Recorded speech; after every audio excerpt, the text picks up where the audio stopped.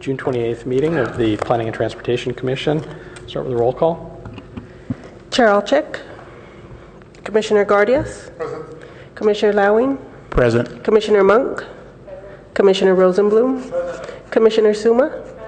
And Vice Chair Waldvogel. Present. 6 present, 1 absence. Great, we have a quorum tonight. Let's see, we have 2 oral communications cards, so 3 minutes for each of these. Let's take Winter Dellenbach, followed by Scott Sagan.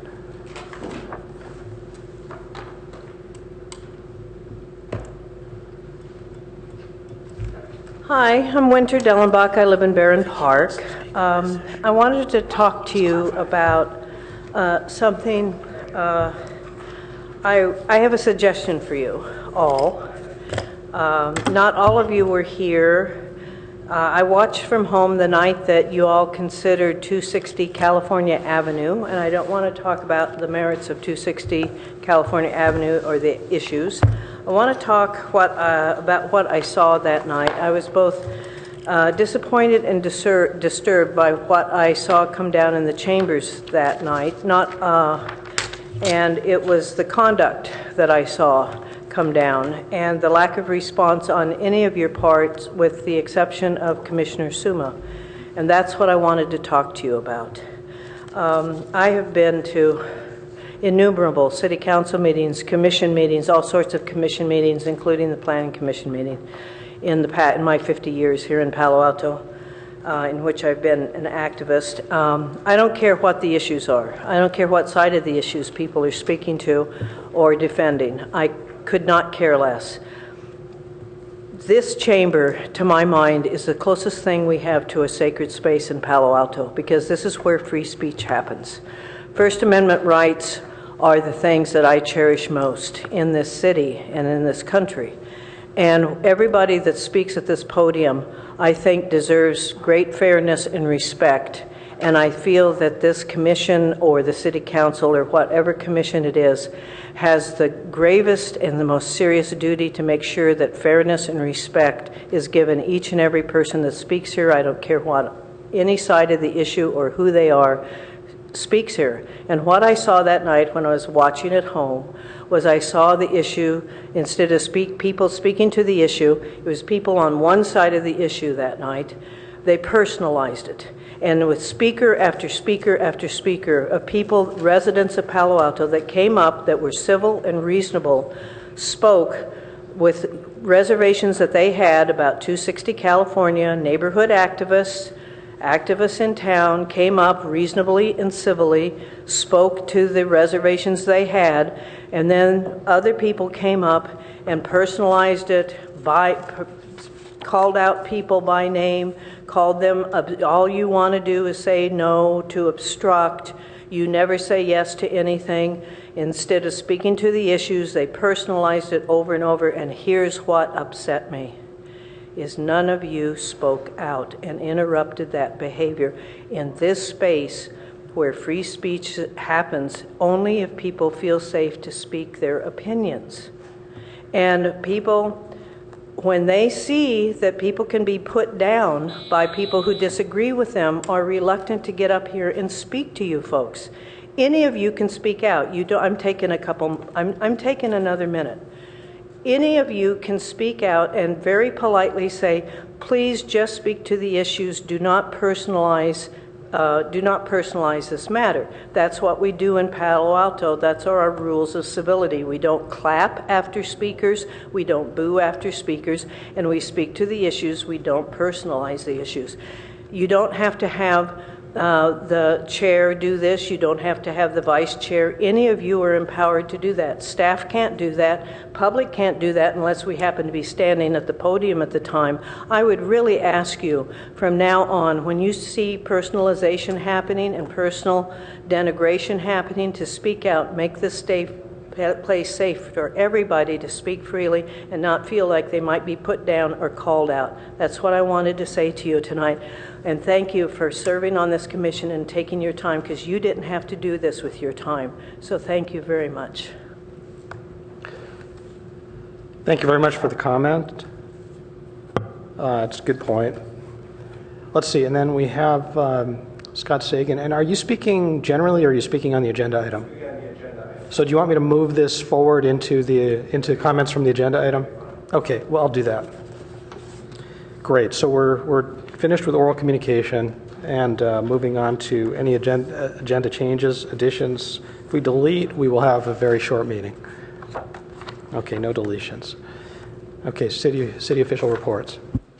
Nothing to report. Wow, we're on track for a record here. Okay, thank you. Let's see. So our next action item is agenda item 2, review and comment on the survey results for Cowper Coleridge Avenue Traffic Safety Pilot Project. I believe we have a staff presentation. Yes, thank you, Chair, members of the Commission.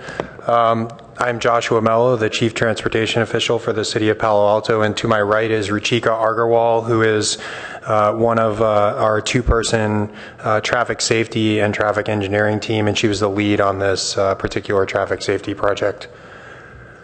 This evening, I am presenting some information on the Cowper Street Coleridge Avenue Traffic Safety Pilot Project, and we are hoping that you can help us make a decision as to where to move at the conclusion of this pilot project.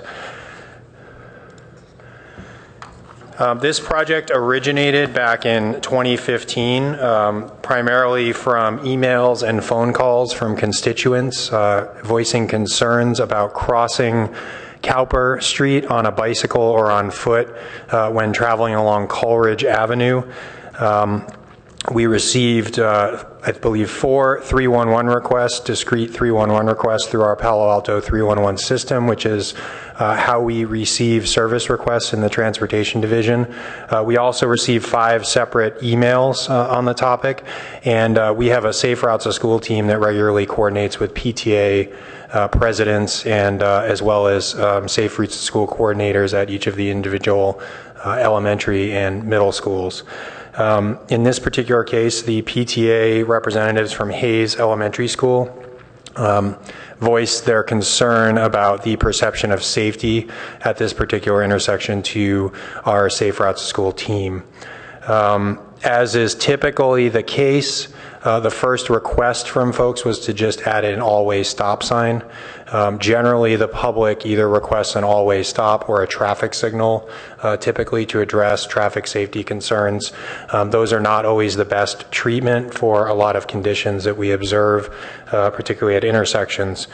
So we did, in fact, conduct a stop sign warrant analysis at Cowper and Coleridge back in February of 2015, and this would be the first step in adding an all-way stop sign at an intersection, and the intersection did not meet the warrant at that time for an all-way stop control.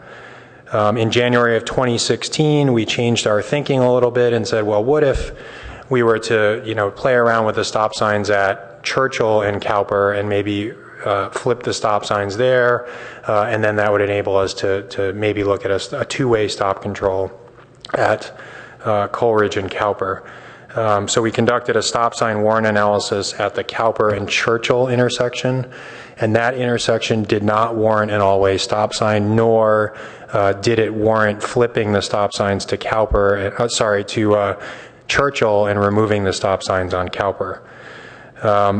So that left us with a decision on how to proceed, and a lot of cities recently have been using pilot projects to garner public input on specific transportation improvements. Historically, city officials would go in and make changes and then be reactive and remove or modify and oftentimes those changes were expensive. They were done with civil work and concrete and other expensive materials. So we elected in this case to conduct a pilot traffic safety project using in-house materials primarily, and then our on-call contractors and city public works crews to do some of the installation.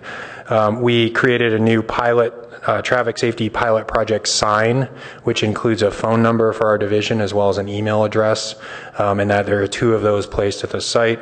The intent of this project was to put something out there that addressed some of the concerns, but at the same time use temporary materials so that we could make adjustments and react to public comments and perceptions as we moved forward. We initially intended it to be a 6-month pilot project.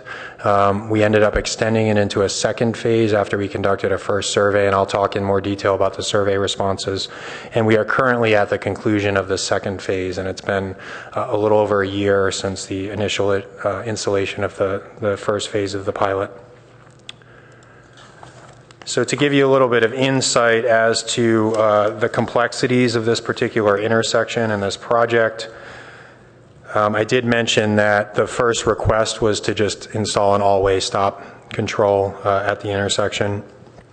Cowper Street currently has a stop sign at Churchill and the street directly south of Coleridge, which is Lincoln. So an installation of a 4-way stop control at Coleridge and Cowper would result in 3 consecutive stop signs along Cowper Street. And Cowper Street south of Coleridge is a bicycle route, so we would have 2 continuous stops along a bicycle route. And we're trying to move in the direction of reducing the number of stop signs along designated bicycle routes. And the comprehensive plan actually has what's called the guard and go policy. And that specifically recommends that stop signs in residential neighborhoods be located at every other intersection. So this would be in conflict with the guard and go policy if we were to install the all-way stop. One of the other concepts that we considered was reversing the stop signs at Churchill and Cowper.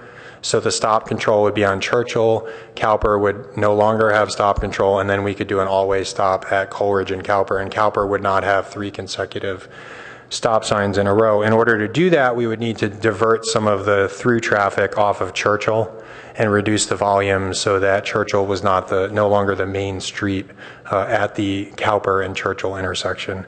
And we do have a policy around keeping streets open, except for bicycle boulevard projects and some other isolated instances. So putting in some type of closure or diverter for Churchill Avenue could potentially be in conflict with Comp Plan Policy T33. Policy T34 supports traffic calming measures on local streets, and the traffic safety pilot is actually intended to be a traffic calming device. I mentioned under the bicycle and pedestrian transportation plan that Cowper Street is a Class 3 bicycle route south of Coleridge. Coleridge Avenue is actually a very important bicycle route. It is part of the Churchill, Bryant, Coleridge park connection that runs east-west, and we are constructing significant improvements to the Middlefield, Embarcadero, Coleridge intersection this summer, which will help facilitate that east-west bicycle movement. Coleridge and Churchill and Bryant are actually on the walk and roll route for 3 schools, Hayes, Jordan, and Palo. So Coleridge is a very important bicycle commute route for cyclists and pedestrians. So that was something that we needed to consider when we looked at what the alternatives were for this intersection. This is the walk and roll map for Walter Hayes. And by far, Coleridge serves the most Hayes students out of the 3 schools for which it serves as a walk and roll route. So the project elements that we implemented as part of the Phase 1 traffic safety pilot project included a small traffic circle constructed of rubber median that we had down in the basement at City Hall. We also used A-frame barricades, which Public Works Department has on hand, and they fabricated some roundabout signage for us. We had our on-call sign and striping contractor install high visibility crosswalks on the non-stop controlled approaches along Cowper, and then standard crosswalks on the stop controlled legs of Coleridge. We also added yield to pedestrian signage on Cowper and some advanced pedestrian warning signage, which is standard practice under traffic engineering manuals. Some of the things we couldn't do, which we would have liked to do, was push the crosswalks a little further back from the intersection, which would have enabled us to make the island bigger. We couldn't do that because the wheelchair ramps are fixed in their location by some storm drains along Cowper. So in order to move the crosswalks back and enlarge the the circle in the center of the intersection, we would have had to undertake a very expensive civil project to relocate storm drains, rebuild the wheelchair ramps, and move the crosswalks further. So the size of the island that we were able to put in was not ideal.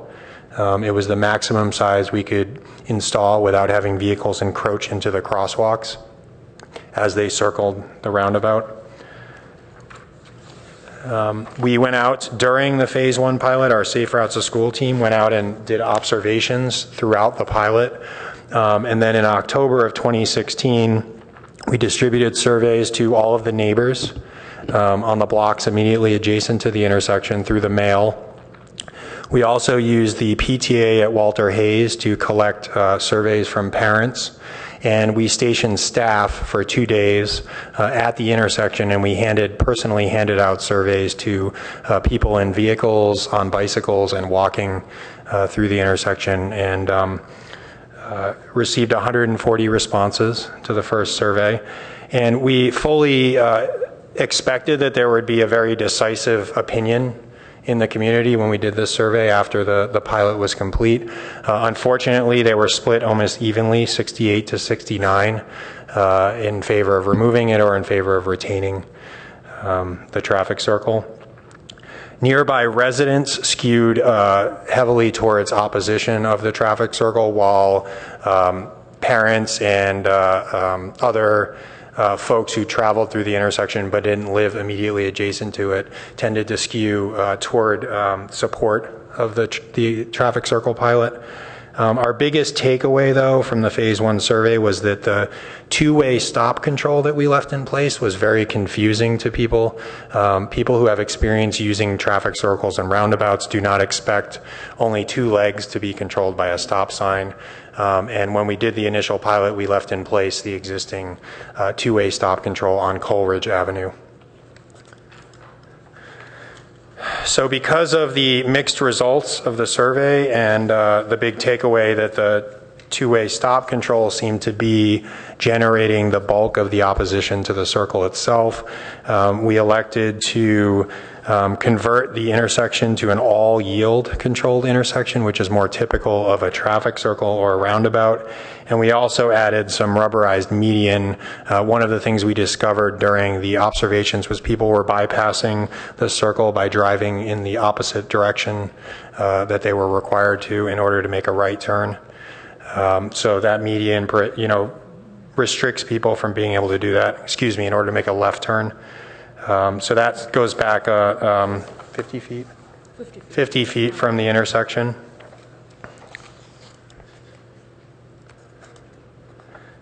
We let phase 2 remain in place for another 6 months. And we did continued observations, and we went to the City School Traffic Safety Committee twice to discuss the project with the PTA and the representatives from PAUSD and some of the other partners at the Safe Routes to School partnership throughout the whole pilot phase. For phase 2, we received 160 responses, so 20 more than we did for the first round of the survey. And again, the opinions remain divided about the traffic circle. Our biggest takeaway this time is that there's an issue with establishing right-of-way in the traffic circle. The island, as I mentioned, is not big enough to provide the proper deflection for vehicles entering the circle. Ideally, in a traffic circle or roundabout, vehicles entering would have to move very slowly, and they would be kind of encouraged to yield because they would be entering at an angle that would require them to turn their wheel and enter the circle at a very slow speed.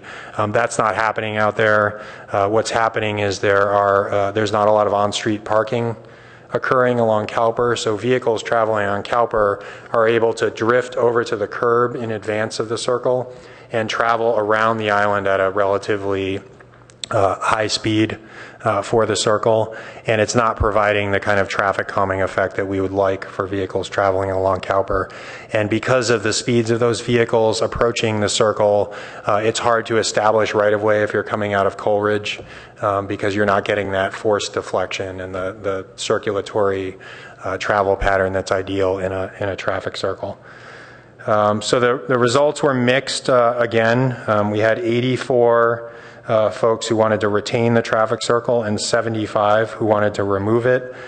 Again, it seemed to be skewed toward removal in the surveys from folks immediately abutting the circle. And I think in speaking with a lot of the residents, when I went out to help administer the survey, a lot of the residents came out to talk to us. And one of their biggest issues with it is the materials that were used and the yellow markings and the temporary rubber curbing and the A-frames that we used. And it was always intended to be a pilot, and if we were to move forward with something more permanent, of course, we'd consult and use something more aesthetically pleasing. But I think a lot of the negative opinions stem from the appearance of the current pilot. This image illustrates the deflection issue that I was referring to. So the red line represents somebody who is drifting over to the curb in advance of the intersection, aligning themselves with the path around the circle, and then they drift back over slowly after the circle. So there's not a lot of speed reduction occurring.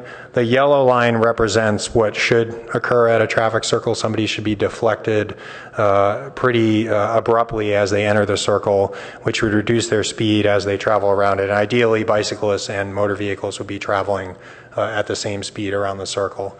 So some of the ways that we could address this if we elected to move forward with a permanent installation is to build what are called curb extensions that would come out into the parking lane and preclude people from using the parking lane as a travel lane to approach the circle.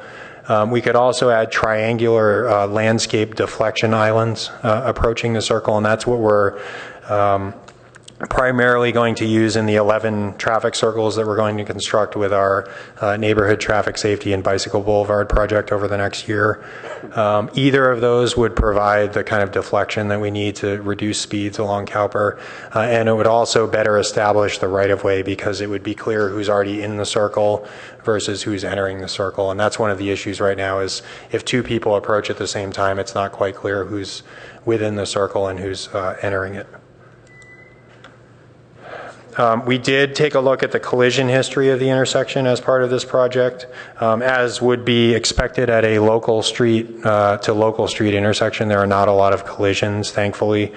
There were 2 collisions in the 5-year period, and typically when we look at a collision history, we look at the last 5 complete years of data. And we did that for this intersection and identified 2 discrete collisions that occurred, one in May of 2013 and one in May of 2017. May of 2013 was before the pilot, long before the pilot was implemented, resulted in minor injury. The intersection was under 2-way stop control with stop control on Coleridge and no stop control on Cowper. It involved a vehicle, I believe it was a pickup truck, and 2 bicyclists. The pickup truck was traveling north on Cowper Street and the cyclists were traveling west on Coleridge, and the cyclists admitted that they did not stop at the stop sign. They proceeded through the stop sign and were struck by the truck, which was traveling north on Cowper. This is called a broadside collision, and these type of collisions are typically mitigated by traffic circles. Traffic circles, everyone is moving in the same direction, so you typically only have side swipe collisions. In traffic circles or roundabouts. Broadside collisions would be more unusual. So there's no definitive evidence that a traffic circle would have mitigated this collision, but there's a pretty good chance that it would have resulted in less severe collision if the circle was in place. May 2017, during the pilot, there was a collision also between a motor vehicle and a bicyclist. This again was a minor injury collision. It was during the all-yield traffic circle, so phase 2 of the pilot. And this was a female cyclist traveling north on Cowper and a motor vehicle traveling west on Coleridge, and it was a side swipe collision. She ran into I believe the driver's side mirror of the motor vehicle, and she was knocked off her bicycle. But again, if the traffic circle wasn't there, we don't know if that collision would have occurred, and we also don't know if the circle in fact helped mitigate some of the circumstances of the collision by creating the side swipe condition instead of the broadside condition that was in the earlier collision. This is an illustration of the safety benefits of traffic circles and roundabouts. So on the right is a traditional intersection which has 32 potential motor vehicle conflicts and 24 pedestrian conflicts. So each one of those represents a point where two vehicles or a pedestrian and a vehicle could collide based on people turning left and right and proceeding straight. Roundabouts have 8 potential vehicle conflicts and 8 potential pedestrian conflicts. And it's important to note that in the roundabout, all of the potential conflict points are potential sideswipe collisions, which I did mention are typically result in much fewer injuries and are typically less severe. So the proposal before you tonight, and again, we're hoping you can help us make the decision on this. We're recommending this based on the fact that we think we can address the bulk of the concerns that were voiced in the negative survey results. The two concerns being the aesthetics of the circle. With a permanent solution, we would include landscaping and civil improvements, and it would look very similar to other circles that we have in Professorville as well as downtown North. That's the first issue that kind of rose to the top in the negative survey results. The second is the difficulty establishing right-of-way and the travel speeds of vehicles along Cowper, and we think we can address that with the triangular diverter islands or the curb extensions. Both of those would require some civil work to move some of the drainage structures in order to pull the crosswalks back from the intersection and create more of a traditional roundabout type intersection with a much larger island. This is an image of an existing traffic circle we have at Everett and Webster.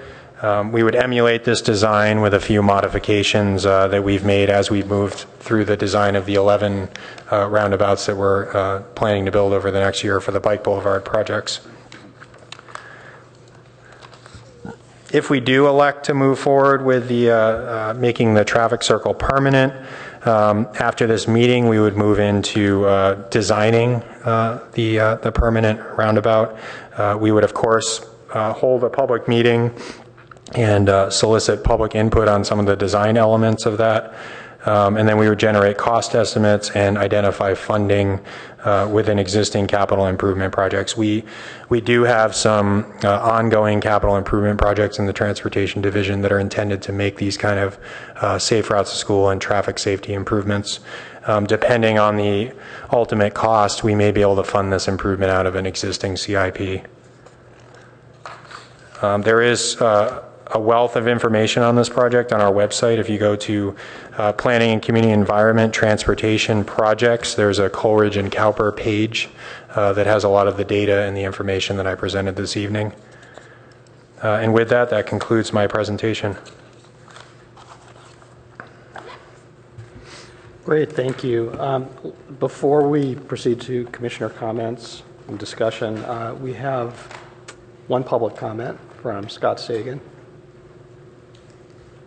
And 5 minutes, I believe. Yes, 5 minutes. I don't think I'll need 5 minutes. I'm Scott Sagan. I live at 470 Coleridge Avenue, right on the corner of this intersection.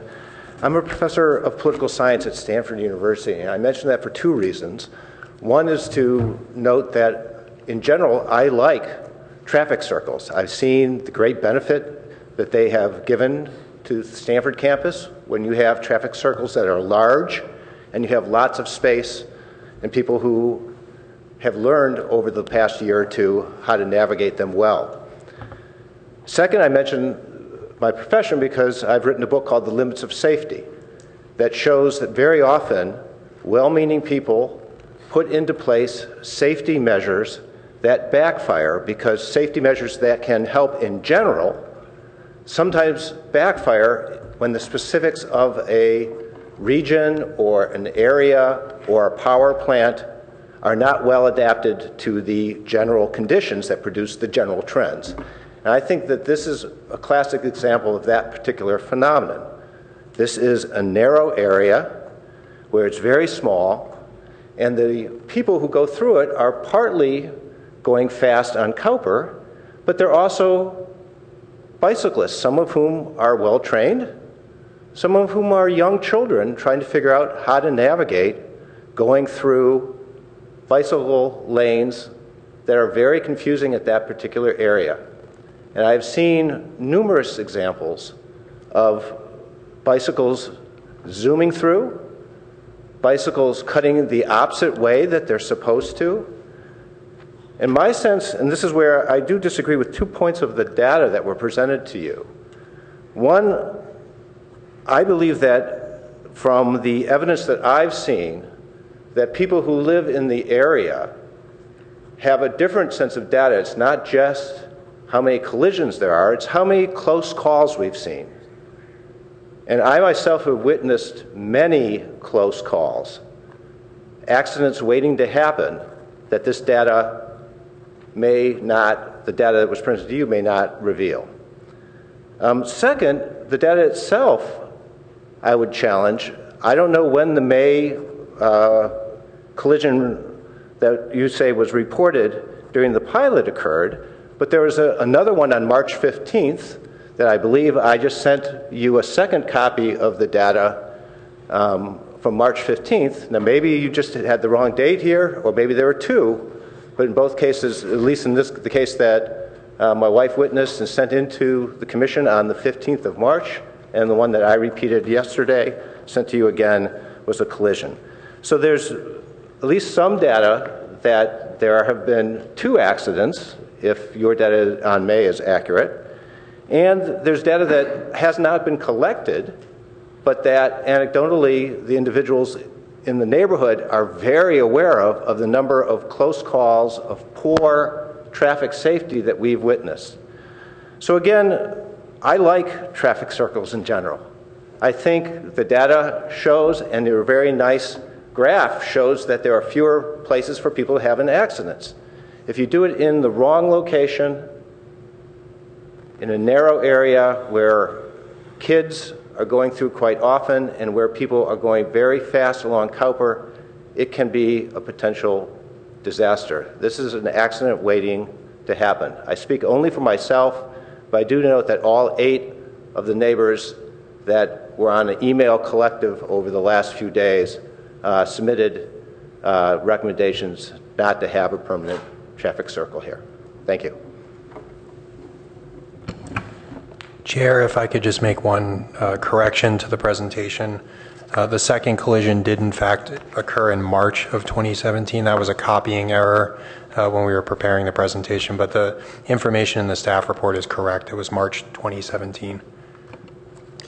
So I'm sorry, for clarification, it was 2 incidents or 1 incident? There was an incident in May of 2013 and March of 2017.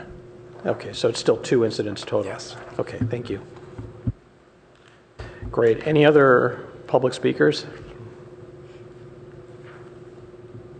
Then we'll move on to commissioner discussion. Our objective is to make a recommendation. This is an action item. Why don't we start with Commissioner Rosenblum? Are we going to do comments as well as questions, or are we going to do 2 rounds? Why don't we start with a round of comments? Okay. You mean Yeah, question. question. Yes. I have. I'm happy to do both. Personally, I don't know if we need 2 rounds, but Okay, go ahead. I'm happy to start with some questions. First, I wanted to say it's for a traffic study. It is an extraordinarily detailed process that you went through around this particular site. So first, kudos. I mean, this is. I doubt many cities get to do this for kind of a residential traffic conflict area. So I wanted to address something that was partially brought up by the last speaker, and it's the unintended consequences of safety measures. And you refer to this in your report as well, which is as you start to stack more and more stop signs, then they become ignored by everyone, but especially cyclists. And so the desire to have stop signs also staggered, I understand, is part of the rationale for this, that you have a measure that will allow cyclists to go through without a direct sideswipe conflict. What have you seen? So in Palo Alto in general, our comp plan avoids having stop signs in general at consecutive intersections. Has there been a correlation, though? There are some of those that happen. Is there a correlation or observation that where we put 2 stop signs in a row, that you have a greater percentage of bikes that are doing whatever is called the Idaho stop, or not stopping at all, just zooming through? And is there an increase in traffic accidents as a result? Have you had a study about that? We don't have a study that's particular to cyclists in Palo Alto. There are lots of studies that show that unwarranted stop signs, where people don't encounter another vehicle when they reach the stop sign, can lead to slippage in adherence to the stop control. So people eventually start to ignore. If 9 times out of 10 they get to the intersection, there's not a vehicle on the opposing approach, and that 10th time there is, you can often see collisions because that person is so used to not encountering. And that's why the warrant analyses were developed. There's a warranted always stop generally has even volumes on all the approaches, so that somebody can generally expect there to be another vehicle at one of the legs when they reach that intersection. If in the case of Cowper and Churchill, if we were to flip those stop signs, eventually the Churchill motorists would just start to ignore that stop sign because their chances of encountering somebody on Cowper would be much lower than the current configuration. So I would imagine the same psychological traits would occur in cyclists as well as motorists. Great. And then I have a comment and then a question. So I used to bike my daughter to school every day at Addison, and so I'm pretty familiar with the Addison traffic circle. So Bryant and Addison is one that all school kids encounter, and it is the safest intersection. So the only parts of the ride that concerned me when she started biking on her own were actually the stop signs at Channing and others, because then as a child, that is a place you absolutely have to stop, and you have to get back on. They're wobbly.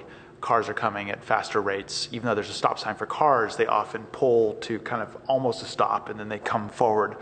And the only place that I would completely sleep well about her going was the Addison traffic circle. And it was a blessing, and that was something I never had a concern about. And so a comment was also made by the speaker, this is a narrow street, and that the fact that it's narrow makes it so the dynamic is different. So somehow that this would be different from the Addison circle that I've experienced. So I'm curious about the width of these streets. Is there something that's particularly narrow about these streets that is different from, say, Addison and Bryant?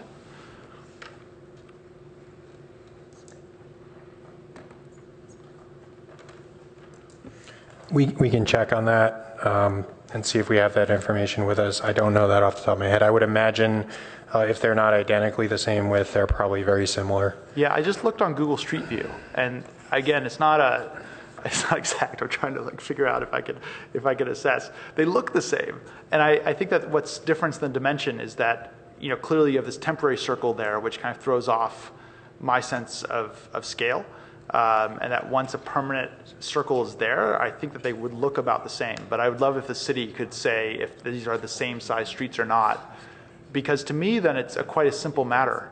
I think any cyclist that deals with traffic circles on a day-to-day basis, even with very small children, it allows you to continue with the flow. It's much less scary. The kinds of accidents you get in are much less severe. To me, it's a fairly clear-cut decision, and especially given the responses from those that are actually biking. As you said, you had outreach to Walter Hayes, and to me that's very important. Especially in elementary school, a lot of parents are accompanying their kids and would get a feeling for the safety. So to me, if the street situation is similar to Bryant and Addison, so i.e. 2 fairly trafficked streets near an elementary school with frequent bike and car traffic, to me this is a fairly simple matter. There's a lot of research on the safety effects of a traffic circle for bike versus car interactions. But if the streets are somehow very different, then that's something I'd just like to understand, how traffic circles affect narrower streets. So we were able to find some of that information. The pavement width, so this is curb face to curb face, of Cowper and Coleridge is somewhere around 36 feet. And Bryant Street at Kingsley Avenue is also 36 feet. So it is identical? It's very, very close. Okay. Okay, so to me, honestly, it's fairly simple, but I'll wait to hear questions and comments from the other commissioners.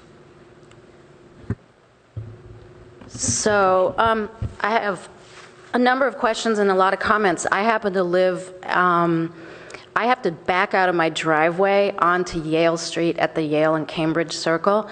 So I have had years of experience with circles, and I can honestly say that I agree with the speaker.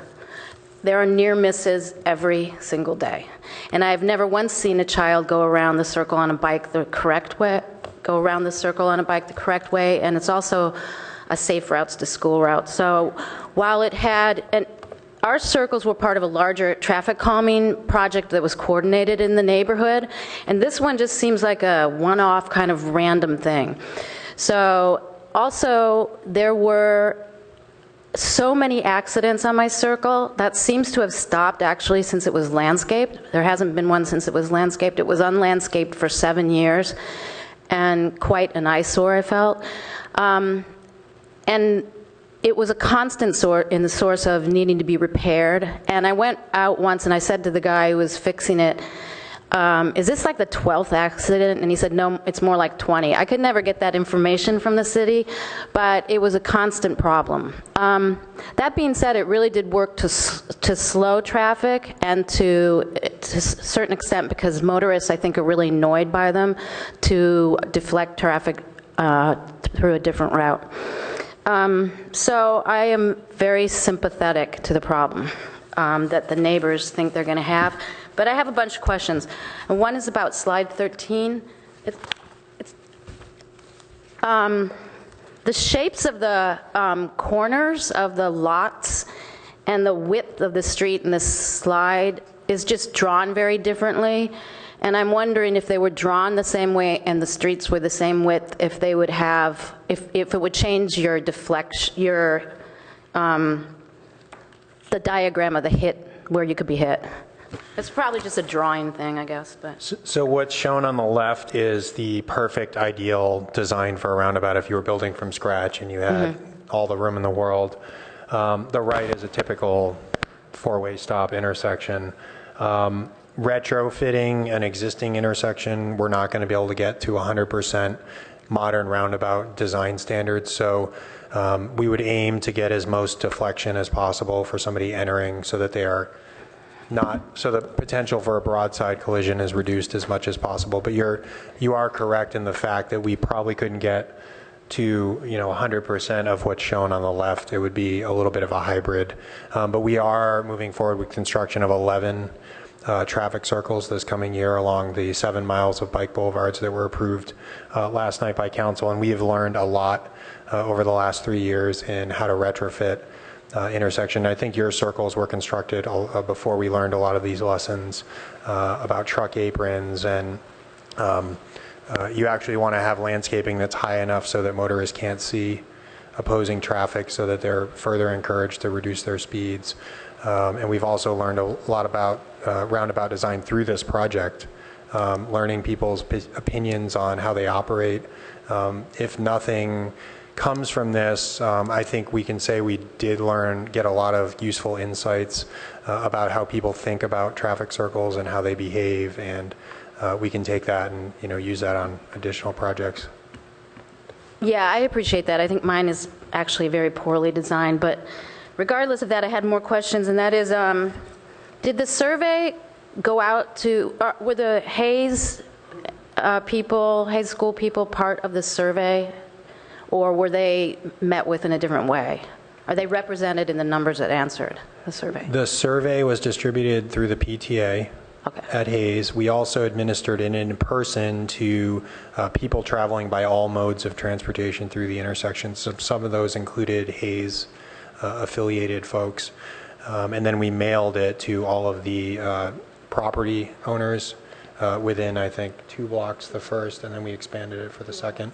Okay. We did 2 blocks the first survey and then 4 blocks for the second survey. And did the survey have photographs of examples of completed landscape circles or not? The survey only asked their opinion on the current pilot. Okay, so it's and then they were able to provide additional comments, and that's where we gleaned that during the first survey that there was concern about the two-way stop, and then during the second survey that there were aesthetic and right-of-way issues.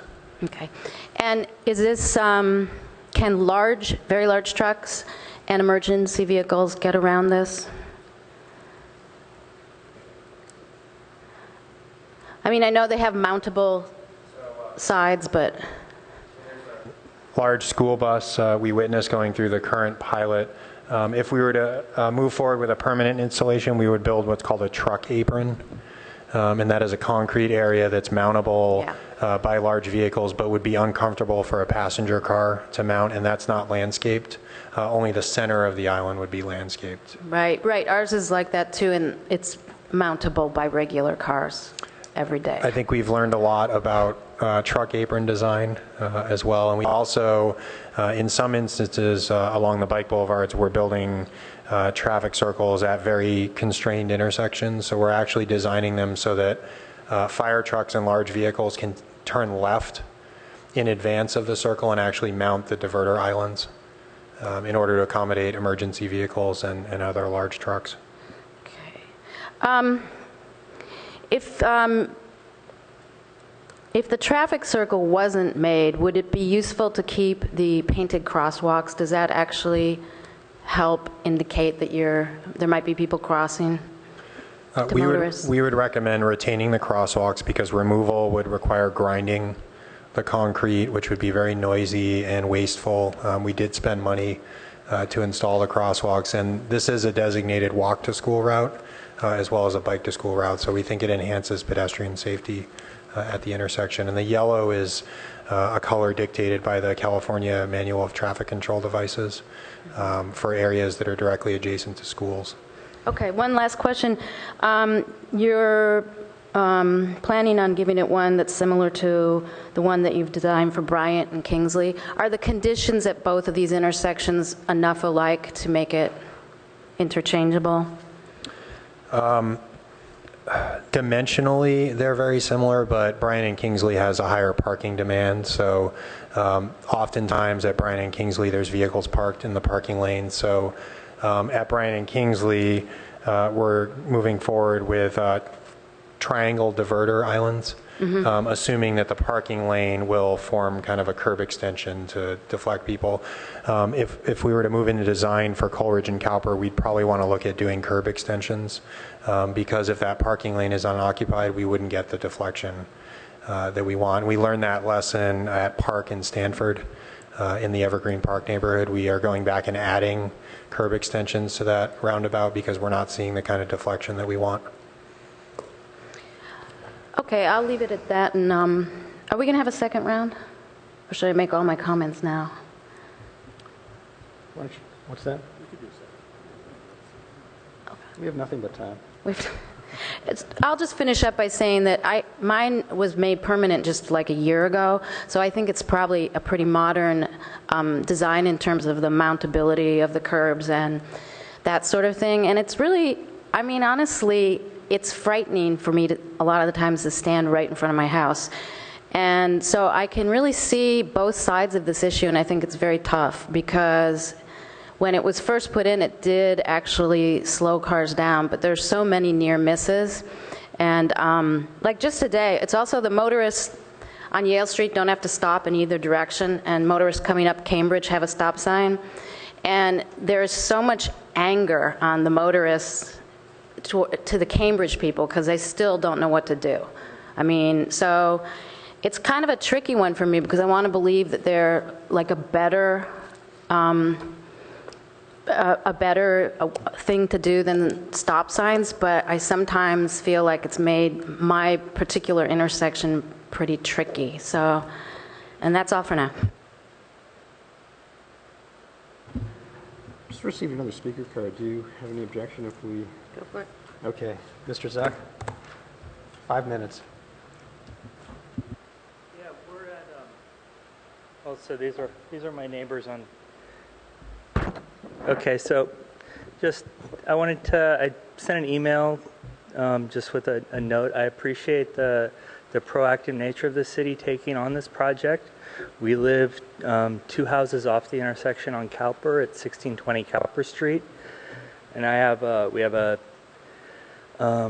8 and 10-year-old daughters, and qualitatively the experience of having this, and it's not just the traffic circle, it's the divider structure there as well, seems to have it creates some ambiguity for drivers, and you regularly see near misses, and there's definitely the feeling that you know, you're not as safe at your home as you were before this improvement was put in place. We had my wife and I are quirky birds, so we engaged the city of Oakland when we lived near Park Boulevard and helped get a traffic light put in there more than a decade ago. And we got Libby Schaff up the hill to deal with that. We engaged the city of Alameda around traffic calming in the neighborhood we were in, because development was drawing people through the neighborhood to the far side of the island there. I think my biggest concern with the way is just kind of being able to step back, and I think the larger issue is just as there continues to be development throughout this area. Cowper and these other streets in the neighborhood are easy cut-throughs between Embarcadero and Oregon Expressway. Looking at the Transportation Master Plan from 2014, I believe the number is that there are approximately 55,000 cars on an average day on Embarcadero and El Camino. And so, you know, in the long term, I think that stop signs or traffic circles, I think you guys are the experts on that. I'm not going to tell you how to solve that, but I think that the Transportation Master Plan numbers were from 3 years ago. Things seem to have gotten busier since then. It took me about 15 minutes to find parking down here. The garage beneath the building here is full. So I just want to make sure that if this traffic calming is in response to increased traffic through the neighborhood, which, then, I'm not sure that whether we put a stop sign or a traffic circle at this intersection, we're actually solving the long-term problem, in that people still cut through. Just to go deeper, we lived in Berkeley before in the Elmwood neighborhood, where it's like they blocked all the streets to prevent the cut-through driving.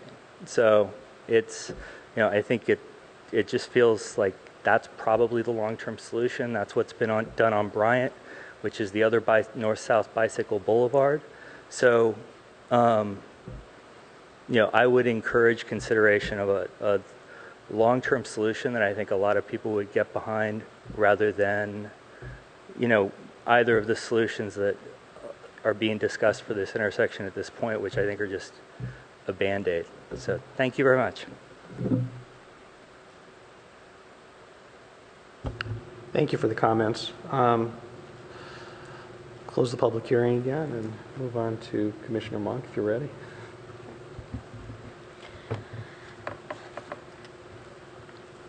This is an interesting issue because there's such a divide on the benefit and the risk of this project from what I've seen in both the staff report and the 2 pilots that were completed that weren't necessarily reflective of what the end project is going to be. And we received a lot of input from the community as well. I've reviewed all of the emails that we received. I've listened to the speakers tonight. I've also read all of the surveys.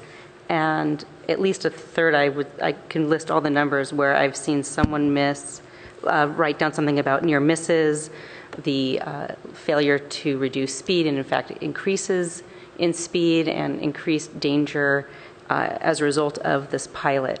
So it's difficult to look at this situation in its current state and to know whether or not it's going to be an actual improvement. Based on what's been represented to us, what we're looking at today is not reflective of what the actual plan is for this intersection, which would include the deflection measures that were presented to us today. So on the deflection measures, I do have a question looking at page 11 of the report, and in regards to the crosswalks that Commissioner Suma had also mentioned. in this particular area, you indicated, Mr. Mello, that the crosswalks have to remain because it's both a cycle and walk to school area. Whereas in other parts of the city, I've seen roundabouts that don't have crosswalks in them, which allowed for, so what I'm not understanding is how are you going to have the deflection measures put into place without impeding on the crosswalks? How are you going to extend the circle? Because a lot of the survey results was that the circle was too small. So I just want to confirm the final circle is going to be a larger circle and you'll have curb extension. Is that correct? So are you referring to the plans for the pilot project on packet page 12? I was looking at page 11 of your presentation. Oh, of the presentation. Okay. Where you have the arrows, and I think from what I reviewed from the residents who responded to the survey, that cars are driving straight through rather than actually turning and entering into a circle. So they weren't slowing down their speed in any capacity. So if we were to move forward with a... So one more, it's page 11. Yeah, so I'm going to speak to this slide here. If we were to move forward with a permanent installation of a traffic circle, we would reconstruct the corners of the intersection to move the drainage structures that are there further back from the intersection. That would enable us to move the crosswalks further back from the intersection and create a much larger island in the center so that vehicles wouldn't encroach into the crosswalks. We would likely recommend curb extensions at this location because the parking lane is so underutilized that we can't depend on parked vehicles providing that deflection. So, you know, I think our first proposal for a permanent project would include curb extensions, moving the crosswalks back, and expanding the island much larger than it currently is today. Thank you for that clarification, because when Commissioner Suma had asked about the crosswalks, he said they couldn't be removed, and I took that to mean that they couldn't be moved back either. So, I'm sorry. My response to Commissioner Suma was in regard to if we were to elect to convert this to an all-way stop and remove the traffic circle entirely, we would keep the crosswalks in place. We wouldn't, you know, spend a lot of money grinding them up and removing them if we were going to remove the pilot project.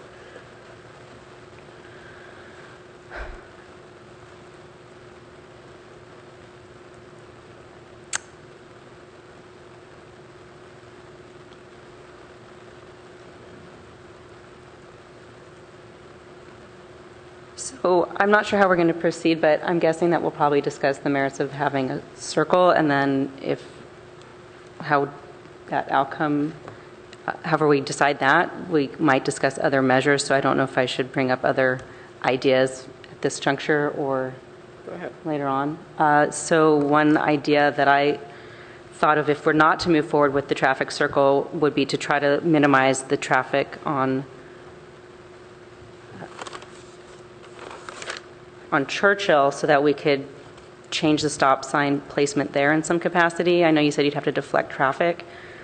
I don't know if a speed bump on that cross street would make a difference, and yield signs. I never see yield signs here, but people do run through stop signs anyway. I don't know if we just have a practice of not having yield signs anymore in California because people don't know what to do with them. But so it's changing, because that intersection is very close to Embarcadero. It's hardly a block. So changing that intersection up and then having the four-way stop at Coleridge and Cowper might be a feasible solution that I think we might consider. So we have done quite a bit of thinking of things we could do to reduce the volumes on Churchill and also on Cowper in order to allow us to install an all-way stop at Cowper and Coleridge and then flip the stop signs at Churchill and Cowper. Separate from this project, we've been doing a speed survey along our major arterials to determine what travel speeds are, and we've also identified collision patterns along our arterial streets, and we identified a collision history at Embarcadero and Cowper. There's a very tough sight lines if somebody's exiting Cowper onto Embarcadero. We've identified a collision history there that could potentially be addressed with a median along Embarcadero, which would prohibit through traffic on Cowper, which would then reduce the volumes on Cowper. If we were to extend that median back all the way to Churchill and prohibit left turns onto Churchill, which would also reduce the through traffic that we hear a lot of complaints about from the residents of the neighborhood, we could address two things with one measure.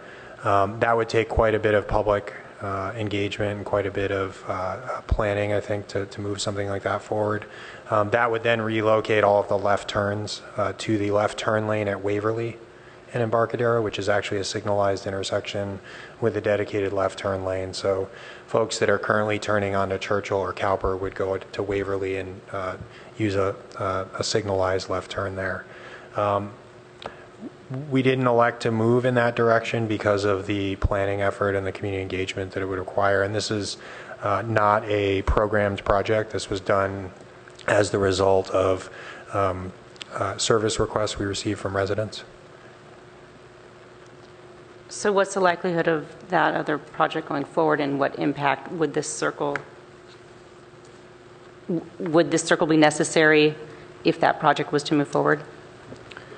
I think, if we were to move forward with some type of median on Embarcadero, the volumes on Cowper could be reduced to a point where the students and parents would feel more comfortable crossing Cowper at Coleridge because the volumes would be reduced. And I think a lot of the speeds on Cowper are people that are using it as a bypass to Middlefield Road. So if you weren't able to make that left off of Embarcadero onto Cowper or travel from downtown across Embarcadero on Cowper, the volumes could be reduced to a point where the safety, the comfort level of the younger cyclists and the parents would increase without a traffic circle.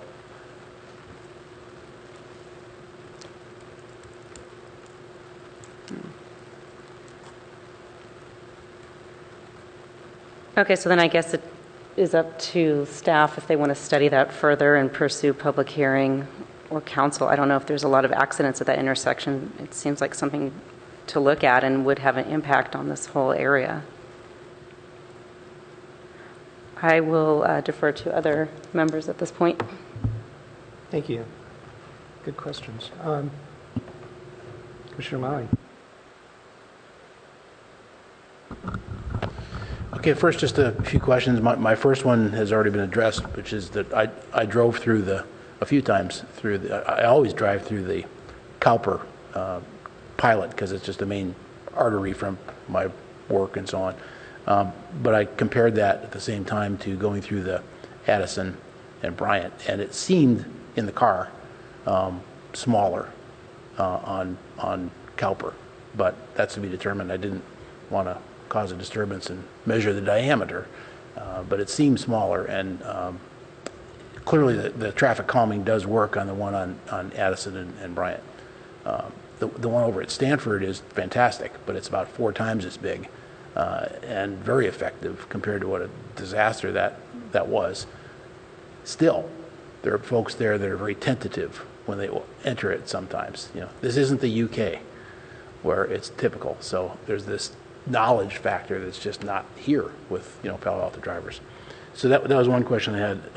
Another question is, did you ever get any input from the PTA or other folks about concerns about safety on Webster and Coleridge?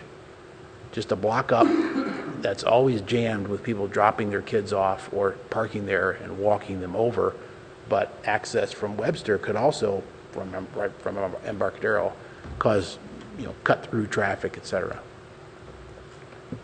To my knowledge, we have not heard concerns from the PTA about the Coleridge-Webster intersection.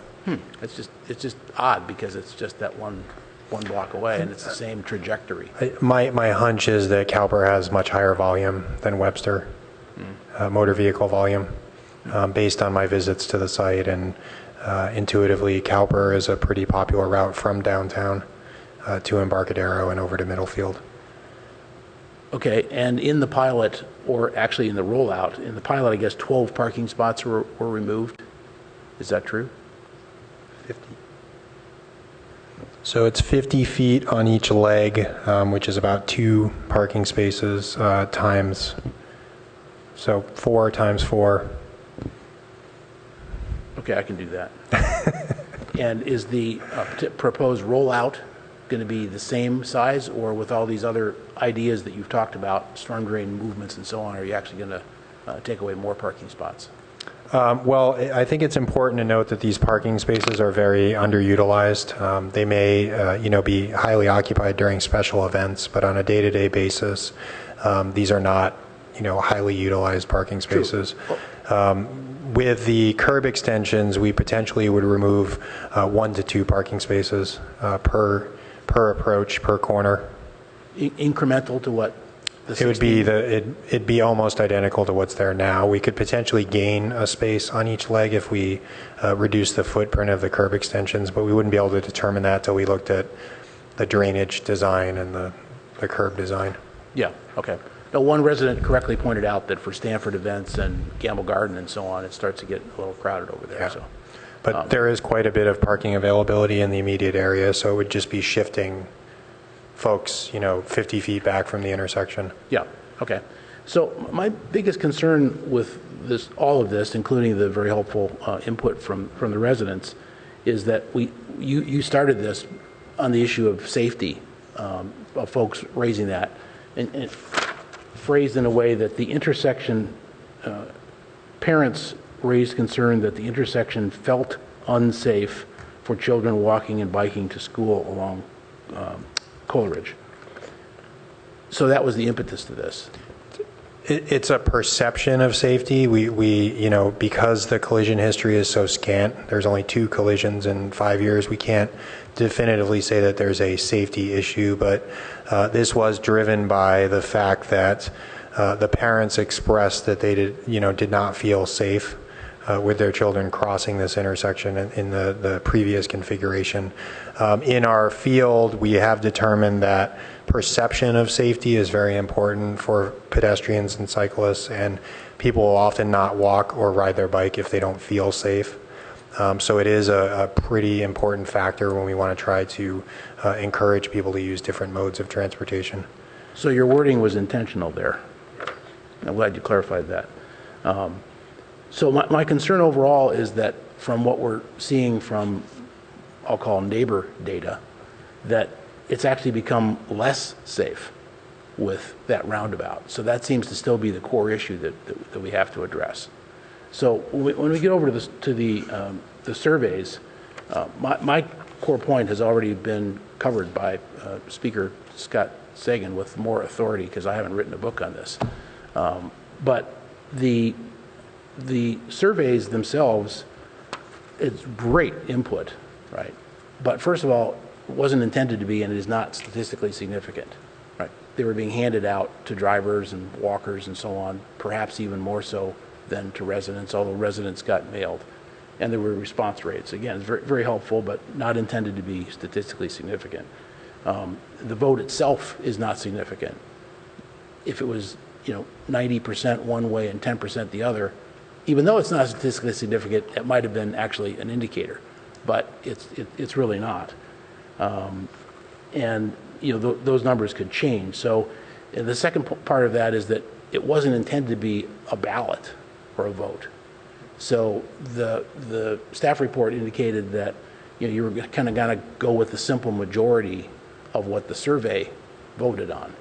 But I don't see that as valid, and I don't see it for the much more important reason that's been raised by multiple residents, that their views of near collisions, their sightings of near collisions multiple times, is actually, I think, better data, because they're there lots of hours of a day in 30-day months. Whereas school folks are going by that intersection, the parent might go by that intersection 5 minutes in the morning and 5 minutes in the afternoon. And the whole school system is only going by that thing 30 minutes in the morning and 30 minutes in the afternoon. So I think it's very compelling data that we're hearing from residents. They've witnessed these screeching brakes and so on. And I think they're very, informed, intelligent witnesses, if we wanted to go to that. And literally simply because they're there so much more and observing so many more incidents. The only way you could get better than that is if you had, cameras up there for a week during, 12-hour days to see what's really going on. So while I found the surveys very interesting, I don't find them predictable, or that they should be weighted in terms of what should be done here. There's a lot of discussion here about bikes. Bikes are always an issue of safety. We're doing all we can to encourage bike traffic, so that should always be on the table.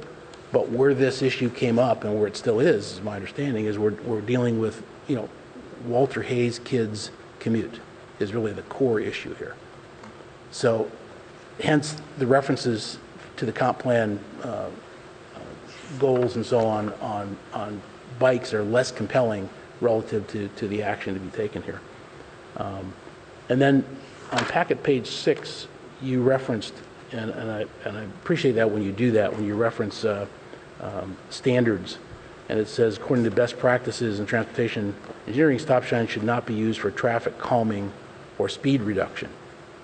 But I don't think we're trying to get, honestly, I don't think we're trying to get speed reduction. We are trying to get people to stop. So it's not in this area actually calming at all relative to the Walter Hayes safety issue.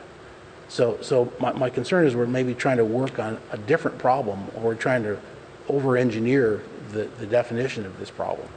And we should focus more on what do we need to do in a less comprehensive way relative to that particular problem. Work it into other areas.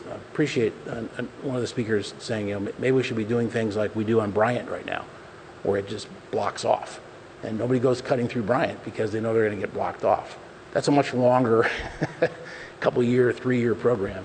But for now, what we're trying to accomplish is the safety issues here. And I think the issue is getting folks to stop and not run over kids in those 2 30-minute segments a day. But it seems so far from the input from residents, multiple residents in multiple locations, that we may have made it less safe. So I'm not sure that, therefore, we should try to do this on a permanent basis. I think that if you could put stop signs on just Cowper, I don't know if that's up to your expertise, so you could keep the traffic on Coleridge going. Clearly, the stripe crosswalks definitely have to stay, and maybe even add some of those typical street signs in a speed limit zone, 15 miles when children are present, just to kind of notify people that you're not next to a school, guys, but these kids are coming by here. So that type of signing would be a much less elaborate project, but more importantly focused on the problem of the kids' safety, which is definitely what we're talking about. So, and the only other comment I want to make is that everyone's here is, I think, agreeing that traffic circles work, but we're not going to put them at every intersection.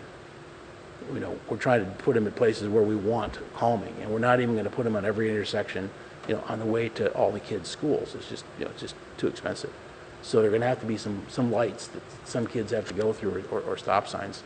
But it doesn't seem like the circle in this location, addresses the calming that we need relative, excuse me, to the problem anyway. Mr. Gardius. Sure.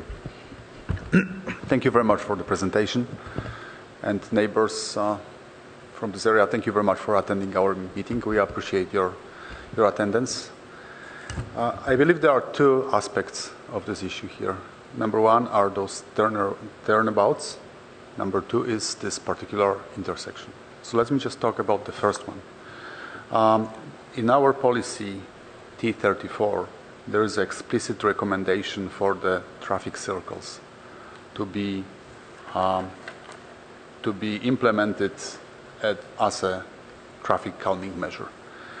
I think that this particular policy is erroneous because it makes you to ultimately propose this as calming traffic circle as one of the solutions, where it may not work.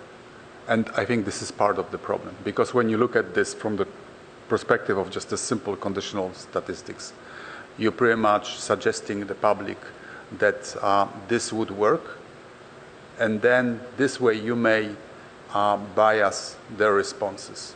So for this reason, I don't believe that this number of the respondents, how it was presented, truly reflects unbiased by your proposal perspective.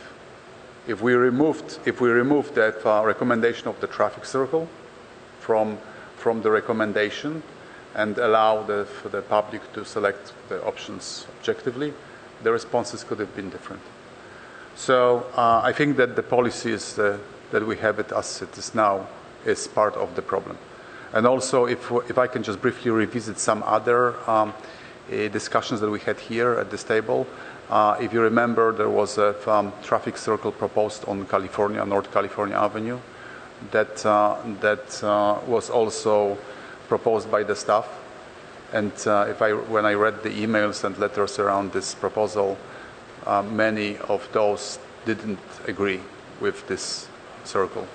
I believe that this policy may be resulting with us and the staff pushing for this solution, where this truly might not be the right way of addressing the traffic and calming the traffic as we would like to.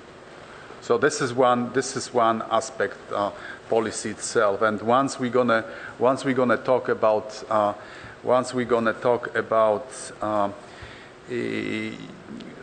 the comprehensive plan, I will propose to change this language, because otherwise it just makes us to propose biased solution. Also, among the documents that were provided by Palo Altans to the Commission, there was a letter of another Stanford professor, David Lackman, which I recommend you to read. He directed us in his letter to the study that was provided by the National Cooperative Highways Research Program, report 672. If you go through this report, then there are different roundabouts and traffic circles from different parts of the country, Europe, that are described in a scientific way in this document. But if you read this carefully, and then, I'm sorry, there are also a couple of pictures around the comparable traffic circles to this situation. But if you go through this research document, there is nothing truly scientifically about proving the point that this type of circles should be used at this intersection.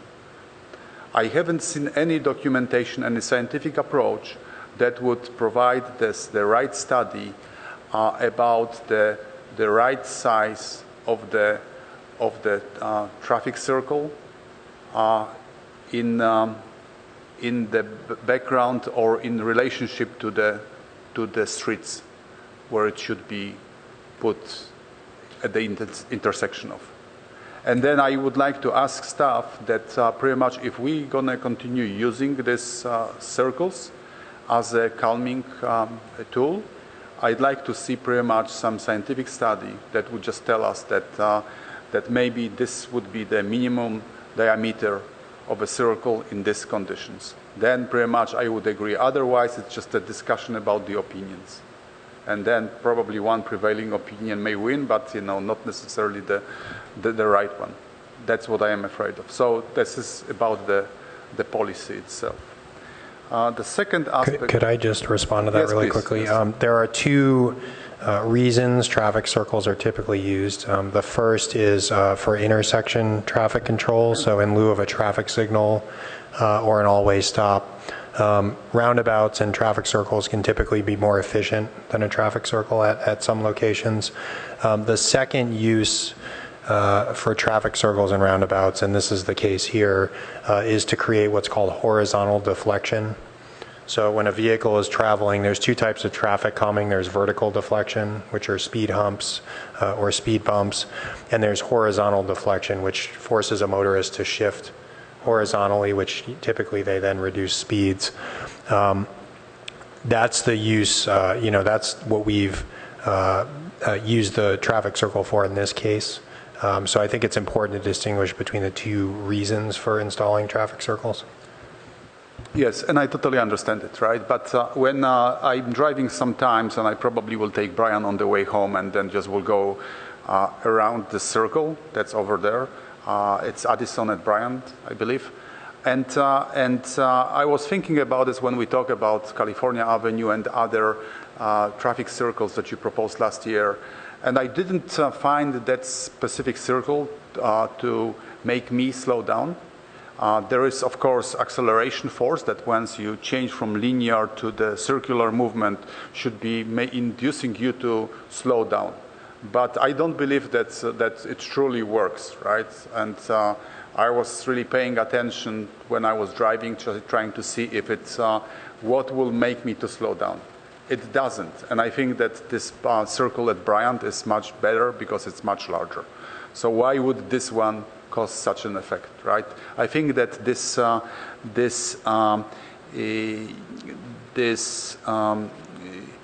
change of the forces that should be inducing the driver to slow down is accidental and may actually produce quite opposite argument that you just expressed. I may argue that pretty much would distract the driver because it's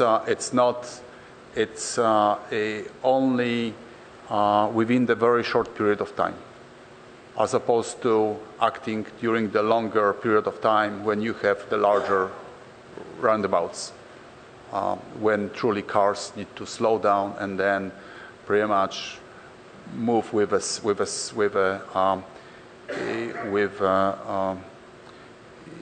given same speed. Here the distance is very slow, so the change of time is very slow, and acceleration only acts within this very short period of time. So I can create counter arguments to this what you're saying. So for this reason, I'd like to see something more scientific. Then we can pretty much just rely on somebody else's opinion what truly should work. So this is about the policy. Going to this particular intersection. Based on this, I think that from my perspective, if you ask about the vote, I would be against the traffic circles, also giving that number of some negative comments that were presented in different emails. In terms of what can be done, I think that Commissioner Monk proposed the speed bumps that I was also considering about proposing you. I didn't see this being discussed, but I think that that there is a space before the crosswalks to have speed bumps on Cooper, because this is where the problem is, right? You're trying to slow down cars that are pretty much running along the Cooper, so the kids that are coming the perpendicular way, they have clear way. So I'd be for that sort of solution to calm down the traffic. Thank you.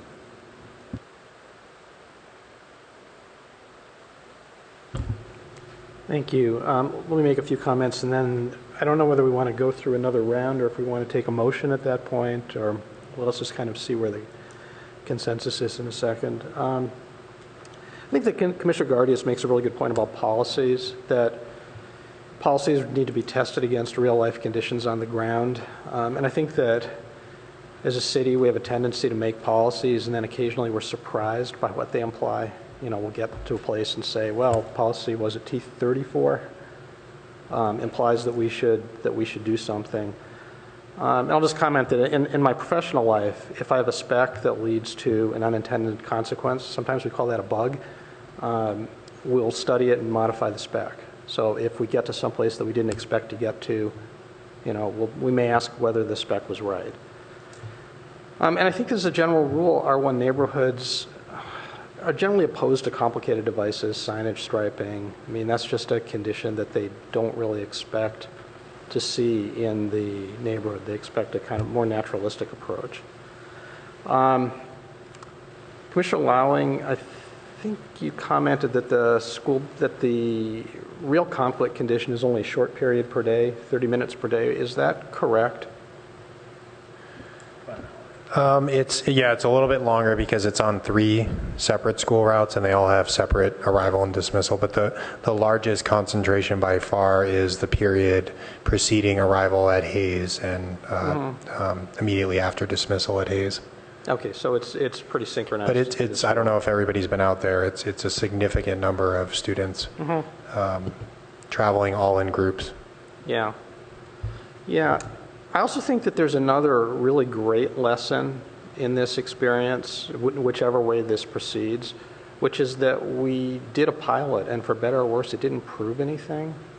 I mean, it may be that a traffic circle is the right device for this condition. Maybe it's not. But all we've really done with the pilot has mobilized neighborhood opposition. I mean, if it's true that the condition is identical to conditions elsewhere where traffic circles are working, it's interesting that this pilot has led to this response. So we may actually need to reflect on how to run pilots so that we run pilots that get us valid data or, get us predictive data. And, the pilot definitely has not demonstrably improved safety. So it's a interesting situation. But also Commissioner Monk made, I think, a really good point, which is the solution to all this may be more holistic. We have a network of safe routes to school. We have a network of bike boulevards.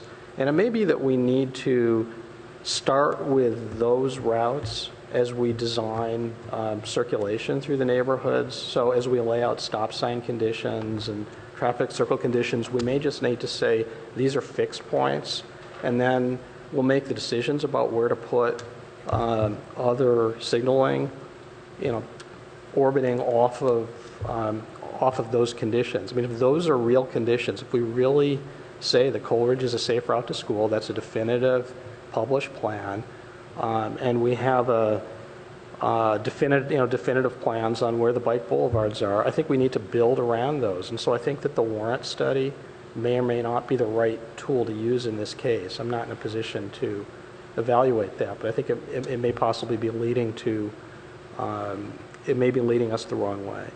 So I'm generally inclined to end this pilot. I agree with Commissioner Gardias. And several of my colleagues, I'm generally inclined to end the pilot, to figure out what the right condition for the traffic volumes on this intersection are, but really to take on this holistic project, to take on overall what is the circulation through the neighborhoods, take on that project, figure that out, and do the right thing more broadly. So that's where I would come down. I'd just like to see what other people... If I could just, I have a little bit of a different take on the pilot. Our typical process for doing something like this would be to hold an evening meeting where, very few people come out and attend, and then we would attempt to develop some kind of alternative from that limited feedback that we get at a night meeting at some far-flung location. I think this was a very effective way to mobilize people, and I don't see that as a bad thing that people were mobilized around this. I think we were able to go out and talk to people in their neighborhood. We stood in driveways with people on Cowper and Coleridge and talked about the project, talked about the issues. You saw all the emails that you received. We were able to survey people that typically wouldn't come out to PTC to offer their opinion and provide you their feedback in a structured format versus a handful of people coming to the meeting and standing up and offering their opinion. So I think from a public engagement standpoint, I think this was fairly effective. I think there are some tweaks we can make to the process, but overall I think this was a better process than our typical defend and react. Yeah, no, I think it's, if you look at the hierarchy of prototyping, a PowerPoint presentation is sort of the lowest fidelity way to prototype something, and that's maybe the typical, it's maybe the typical way of doing this. You bring some PowerPoints to an evening meeting. So you went to the next level of fidelity, which is to, build a medium fidelity mock-up in the street. And unfortunately, for better or for worse, some of the response to the mock-up may be to the verisimilitude of the mock-up versus what the actual condition would be. So I just think we need to reflect on that process of what's the right level of fidelity that we need to prototype to get the responses that we can accurately assess. Yeah, understood. In our field, typically the reactions come after something is constructed. And there's a lot of people who say, I didn't hear about this project and I would have wanted to be involved. So I think the temporary medium fidelity, as you said, pilot enabled us to get people out to turn out and to voice their opinion that typically wouldn't get involved until after the project was constructed. And oftentimes it's too late to make adjustments at that point. Yeah, that's a great point. Thank you. Commissioner Rosenblum. Yeah, I just wanted to make a couple comments, especially because I think I may be out of step with the rest of the commission based on my read, at least the way the conversation is going. So one thing I think Acting Chair just brought up is really important, which is many of the comments from our commission and from neighbors does have to do with the temporary nature of this structure. It's ugly and it's small. And so Commissioner Gardia said, I think the diameter, or someone said, I think the diameter is smaller. It is smaller. It's a temporary structure. It's not the full size. And within our purview is perhaps a recommendation that if it is permanent, that it be enlarged and that it's the same size as the permanent structures that we have in place in other places. And I think that's within the scope of this conversation. The thing that I wanted to discuss, though, was this process. So I'm kind of shocked that people that responded slightly favored the current implementation.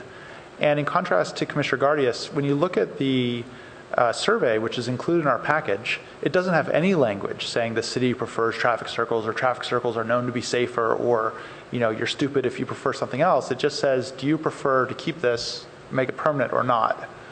And given how unattractive it is, and given that as Americans we're not super used to traffic circles, and given that it's undersized for its function, I'm actually surprised that didn't lose handily. Because I think that many people just intuitively, we're more used to stop signs. And we feel stop signs must be safer. And again, I only came to the conclusion that, again, the experience of biking with my daughter every day to Addison convinced me that, again, that implementation at Addison and Bryant is so much smoother that it changed my mind around the implementation. And so to me, actually, the survey results, if anything, were skewed the other way of making these two things equivalents, when in fact this low fidelity mock-up is far inferior to what eventually would be in place. But it doesn't even refer to that. It just says, would you like to extend this permanently? It doesn't have displays of what it might look like or what improvements might be made. So in fact, if anything, I felt like, wow, that's actually pretty supportive. And yet, we have neighbors that live right around saying it feels unsafe to them. They witness a lot of close calls, and I think that can't be discounted. So the thing I want to say is I agree with the other commissioners and with our speaker who noted that the main problem is traffic in general through neighborhoods. And I would like to explore turning Cowper into a bike boulevard and making it so that it's not a high throughput way to get across the city if you just don't want to go on Middlefield. I do think that's the root of a lot of this problem, and we should be looking at basically making it so that you never go into the neighborhoods if you're just trying to cross town, that you only go there because you have a local destination, you live there, child going to school there, et cetera, and that for all other things that you go to a main arterial, and I think that's the problem. However, for this intersection, there's been so much research around the injury rates from traffic circles versus not just from many cities around the world. This particular intersection only had 2 accidents over 5 years, so we don't have a lot of data from this intersection. But there's bodies of research on this. We have other traffic circles in Palo Alto that are also located 3 blocks from schools. So we also have permanent structures in place and we can see what they feel like. So I don't know if we need a lot of the guesswork about what this might be like, or if the conditions here are simply different from other intersections of similar size in Palo Alto. So my personal feeling is we do want to look at our current code, even if we disagree with it. When we get to revising the comp plan, we can strongly recommend that this particular item is inappropriate, but I do think on average, you want to err towards sticking with our code unless it's egregiously out of step with the conditions in this place. And I don't think it is. Second, I do think that the survey results, although not scientific, indicate that people that have an interest in this corner, i.e. people that are driving, biking, walking, living in this area, are split. A lot of people favored it slightly more. A lot of people were against it, but it's split. It's not overwhelming one way or the other. And I think in that case, the code plus the body of research in traffic management and safety management does win, especially when we have other examples around town of when this becomes permanent, it can be attractive and it can be effective. And so I do think a lot of the problems are, as I think the acting chair put really well, this low fidelity mock-up kind of anchors you to the idea that this thing looks really bad and it's too small to slow people down, and so it just doesn't work. So anyway, I wanted to make, as I feel like we're kind of shifting in one direction, it's a little surprising because I looked at this as fairly open and shut, which is that the research indicates this is safer. We have other places in town that have done this successfully. The people that responded that have an interest in this, in general, favored this implementation being extended, but not strongly.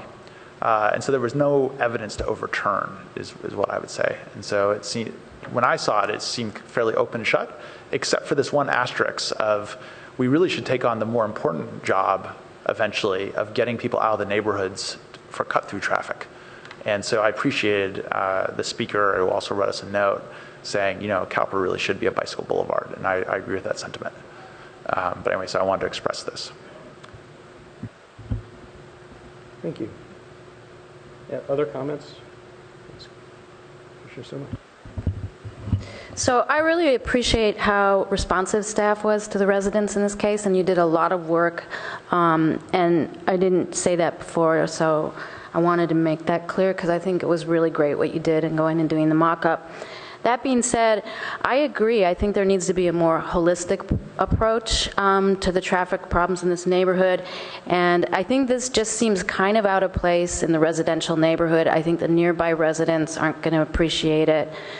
We originally had 5 in College Terrace, and 3 were removed because they were so hated, and everybody still hates the remaining 2. And I think the roundabouts at Stanford are very different, and they're put in for precisely the opposite reason. They are meant to increase the speed with which people move through bigger intersections. And I find that the one, even in my street, which is a much busier, more urban environment than what we're talking about here, the only time they slow the traffic is when there are lots and lots of cars. So my recommendation would be, if there are a lot of speeders during the hours when children are going to school, I think it might be useful to have the Palo Alto Police Department sit out there and people get used to the fact that, hey, you're going to get caught speeding here, you're doing something unsafe. And I don't think it belongs in this neighborhood at this time. So, but thank you very much for your responsiveness to the neighbors. That was great. Commissioner Gardias? Very briefly. So, as I supported Commissioner Monk's suggestion to provide street bumps to calm down the traffic, giving the long story of the study, has been a year, resources, money spent. I think that we could have exchanged all of this for just 2 stop signs. I don't know how is truly traffic on Cowper, how it would affect traffic on Cowper. I take Cowper sometimes when I drive to work, and I don't see many cars. So I know that it would violate our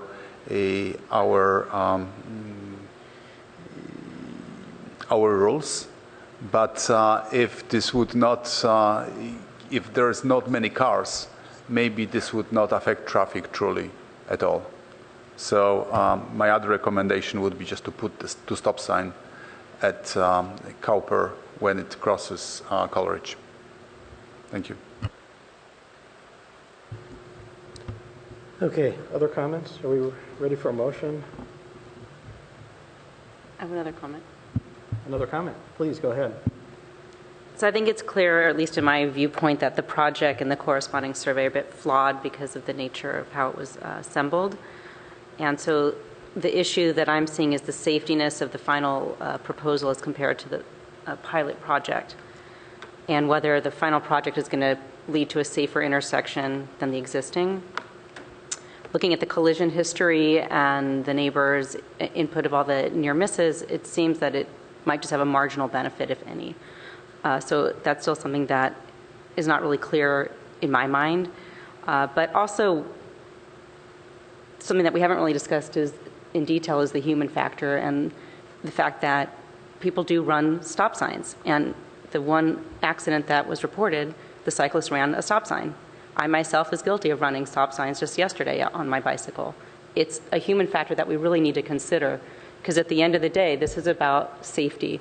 And do we want to have an increase of the broadside type of collisions, or do we want to put in a project that we're not so sure about, but that's going to result in less lethal injury to cyclists and others by the side swipe collision, which is what's going to be more common type of collision, if any, in the traffic circle. So that's where I'm leaning my analysis on, the overall safety, because that, at the end of the day, is what this is about. And in regards to all those near misses, those are a valid concern, and I'm sure they're accurate and they're true, and there truly are near misses. A lot of that is because of the confusion in entering the traffic safety circles, also the speed and things of that nature, the lack of proper signage. So I think if we move forward with this project, there has to be a lot of signage and a lot of instruction so that people know what to do and how to behave in the traffic circle to minimize all of that confusion and the near misses. And even under the best circumstances with the best drivers in the world, traffic circles just look scary. They're scary when you're in a car or on a bicycle. They're just this weird thing that it looks and feels like you're about to get hit or hit somebody. That's sort of the nature of a traffic circle from my viewpoint. But they do tend to work in some way, and these are near misses. We haven't seen a huge amount of actual collisions. So I think it's just something to get used to as opposed to actually viewing it as a near miss. That's another question I might have, if they're truly near misses or if that's just the nature of people driving patterns in the traffic circle. So based on that human factor, based on Commissioner Rosenblum's very personal experience with his own daughter, I can't speak to what that experience is like, but hearing someone here on our commission go through that with his own daughter and feeling a lot more safe for her own transportation to school by going through the traffic circle is very compelling for me. The traffic safety officials from the school, I think, reported back that they do support the traffic circle. Is that right? Yeah, they're generally supportive, but they do recognize that there need to be modifications made to the circle design. And those are modifications that could be made? Yes. Okay. So then, based on everything that I just stated, I would support moving forward with the traffic circle with those modifications, and I would be willing to make a motion to that.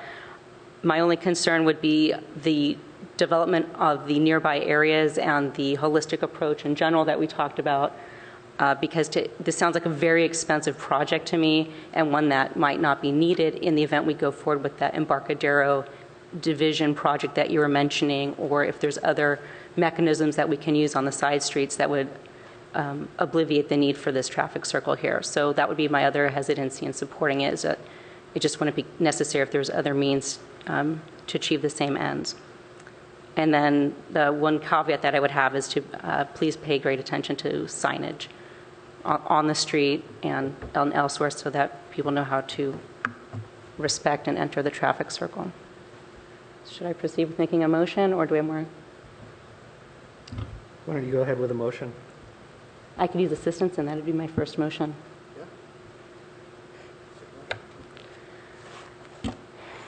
Jonathan, do you want to propose any language that I can reference on making the motion? I think if you just turn to packet page 6, our recommendation could serve as your motion.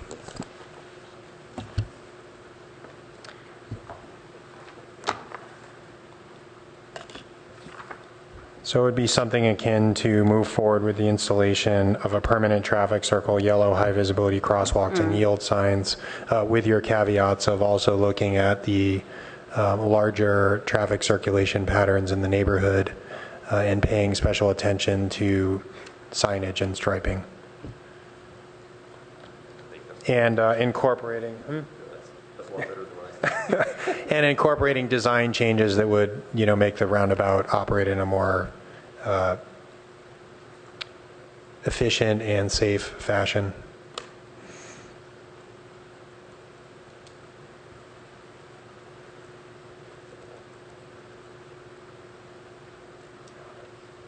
So I move that we adopt staff's recommendation to install the Cowper-Coleridge traffic safety circle as a permanent fixture with yellow high visibility crosswalks and yield signs, that it should be landscaped at the same time as when it's built in or soon thereafter, that the crosswalks be moved back such that there is room to maximize deflection,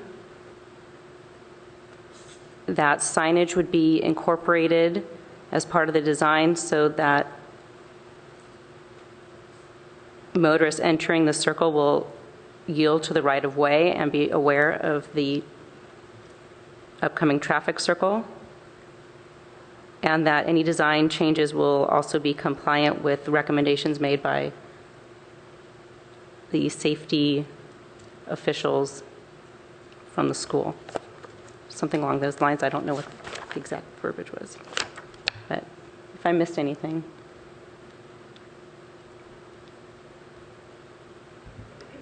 Is that clear?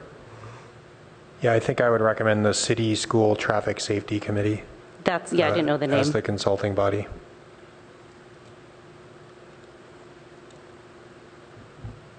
I second. Okay, do you want to speak to the motion or to the second? I spoke to the motion prior to making it, so I would refer back to what I just stated a moment ago before making the motion. I'll speak to my second. So based on my comments a moment ago, I think that this is aligned with the policy and intent. And so in the absence, and the reason the policy was developed for the city, there are two policies I think are relevant. One is trying to avoid stop signs at consecutive intersection, which leads to scufflaws and bad behavior. And I think, again, all of us have experience with what happens when you put stop signs on consecutive streets. And given the nature of the previous street, Churchill, I don't see a way you're going to flip that. It's actually a more highly trafficked street. And so given that situation, I think this is the best solution. And based on the input that you solicited widely from all sorts of users and residents, it's a split decision with slight favor to the existing solution, despite it being a poor facsimile for what will eventually be there. So I support extending this with the caveat that it has to be up to standard. I think it is now currently substandard. It'll be built to the standard, I hope, of what I have experience with at Addison. And that eventually as these become more common around schools, that people really do get the hang of what it means to be in a small neighborhood roundabout. So I support the motion.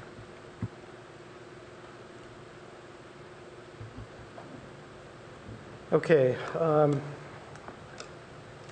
trying to work out the parliamentary procedure right now.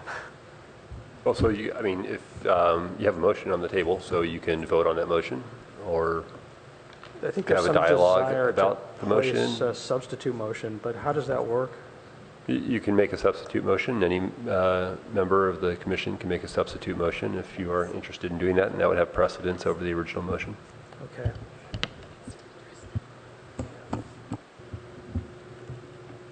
Okay. Well, let me place a substitute motion. Thank you for the motion for the second. So a substitute motion is to remove the traffic circle, to revert to yield sign or stop sign condition, as is dictated by good traffic practice, to take on the holistic design project. So take on this project to figure out the overall neighborhood circulation. So really those three elements. I would love some input as to how we would conduct the community engagement around that and what level of involvement you would like to see from the abutting community, the abutting property owners, the surrounding community. This would be kind of a small area study that we typically haven't undertaken to date. So I'd love, if this motion is successful, some recommendations on how to move forward with that small area study. Yeah, I think that if we move forward with it, I think that this commission would be delighted to help answer those questions. I'll second. Okay, so we have a substitute motion and a second. Do you want to speak to the second? Very briefly, I just don't think this is the right solution at this time in this location in the absence of a more comprehensive look at making the school route safer in general. And I really appreciate what the outreach staff did on this project. And I think it shows that you could do a great job with the larger project that the Vice Chair mentioned.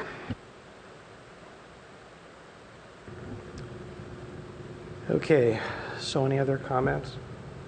So We have a motion Do we now, take- second. So do we do commentary on the substitute motion now? So yeah, the chair would give you an opportunity to have a dialogue on the motion, on the substitute motion. yes, okay. Yeah, I'd like to comment. Regrettably, I just have to underscore my perception that the survey data is not really actionable data because of the way the surveys were handed out. You could, I'm not saying this happened, but you could have stuffing of the ballot box, and there was just no clear perception anyway. I also think that we have to give our residents credit for giving us the feedback on these near collisions, which is alarming. So again, it feels like we went the opposite direction on safety. And we have essentially a temporary problem here of about an hour a day on weekdays for 9 months. So I think we're kind of over-engineering a solution for that and not recognizing the real data if we were to support it, which is the near collisions. I think it's also very wise to take a wider view of this, but we could solve the short-term problem much simpler while we're taking a wider view. And there is some limit. Everyone's agreed, as I said earlier, and one of our speakers has written a book on it, that traffic circles work, but they don't work everywhere. How many can we put up in the city if they work? We can't put them at every intersection. We can't do 100 or 50 or whatever. So this doesn't seem like the right place now with the data that we have to invest in that versus taking the longer view and giving a more short-term solution, some of which we haven't even discussed. Should it be flashing lights during that hour that's there? Should it be manned or womaned by actual people for that amount of time? So those kinds of things could be looked at as short-term safety precautions, which is, again, the core issue that we talked about on this intersection. Thank you. Okay, any other comments? Okay, so just so we're clear, so it's a recommendation to the director of PCE with the 3 points that you've identified in your motions as the substitute motion with the first and second. Thank you. Okay. Great. Any other questions, or should we call the question? Okay, all in favor? This is of the Voting on substitute? the substitute motion. So all in favor of the substitute motion? Procedural question. How does this work? Can I just keep making substitute motions and then we can't vote on the initial motion? No. It seems odd to me. Yeah, so your rules of order call for an opportunity for a substitute motion that needs to be acted upon before another substitute motion is made. So this is a procedure that exists where there's an initial motion and Only one substitute motion may be made. at a time. Okay. Yeah. Okay, so let's call the question on the substitute motion. Is everybody clear in the substitute motion? Okay, all in favor? Aye. All opposed? Okay, so it's 4-1 and 1 abstention. Well, so a silent vote is a yes vote. So if there's an abstention, we need to hear that on the record. I'm abstaining because the substitute motion seemed to completely contradict the original motion. Okay. So therefore, I'm not feeling capable to vote on it. That's fine. She can say abstain. And then if you want to, and then if you also want to extend an opportunity to the other commissioner who voted against it. I'm sorry, so to vote on the original motion, or? So that was a 4-1-1 vote. We heard the comments from the commissioner who abstained. Yes. If you want to create an opportunity for you typically create an opportunity for the dissenting vote to also make comments. Okay. Would you like to make additional comments? I think this establishes a really poor precedent. So what we've just decided was that there's a part of our comp plan that we don't agree with. And it's pretty clear that where possible, we don't have consecutive intersections with stop signs. And we have this in other places in town, and you see what happens. The reason that we even embarked upon this project was because people who had to ride to that intersection said it was unsafe. And so an alternative was developed. And so what we've just decided was that we will throw out the results of their survey because we don't think it's scientific. But, I'll tell you, almost every survey we get here is not scientific. It's a survey of residents, and you don't know which ones respond. It's just input. And as a result of that, we are overriding both our own comp plan policies and the recommendations of most traffic safety experts around the nature of collisions and the school transportation and safety committee. And so I think it's an odd precedent for us to do. The final piece is I really object to the minimization of saying, well, it's only an hour a day, 9 months a year. I don't think we should be compromising on the safety of children biking in this area. And again, this is something that I feel pretty strongly about. So I respect the process, and I think, and as I said, as we went towards this course, I knew that I'm on the minority here, but I wanted to make a strongly worded dissent in this case because I think that it's erroneous logic, and it's certainly not the kind of logic you would need to override city policy, transportation experts, and the school transportation committee in this case. So, again, I think it's this hour is only 1 hour, but it's an important hour with a lot of kids. And so I think it's not, the logic doesn't jibe to me. So again, I respect the process, I'm outvoted, but I think this was not our finest hour and a half. Great, thank you. Okay, so this topic is closed then. Thank you. Thank you very much for considering this. I'm sorry, did you have another additional comment? Please. Yeah, I just in regards to the Josh's question about our recommendation for the study, I just want to briefly do. I guess I would say, if we come back. No, it has nothing. It has nothing with the motion, right? So it's you're asking just to provide input to your study. I just wanted to give you the briefly one of the inputs. So I'd like you just to consider a similar measure that it's at Bryant, I believe, by Castilleja. Is it Bryant by Castilleja? Where pretty much only the bicycles or bicyclists may pass, but cars cannot go through. So when you're going to study this neighborhood, just please, you can just have some temporary measures to see pretty much if it's going to have an effect, calming effect of copper altogether. Thank you. Okay. Commissioner Suma, did you have any additional comments? Briefly. Just a brief comment? Briefly, I respect my colleague's opinion, but I think the idea is not to have safe streets for children or anything. And consistency with our comp plan, it's that that was the wrong traffic calming device in this location. So I believe what we did is completely consistent with our comp plan. Great. Thank you. Can we close it now? Okay. Let's move on to item 3, approval of minutes, the May 31, 2017 meeting. I'm sorry. Yes, I'm moving to approve the minutes.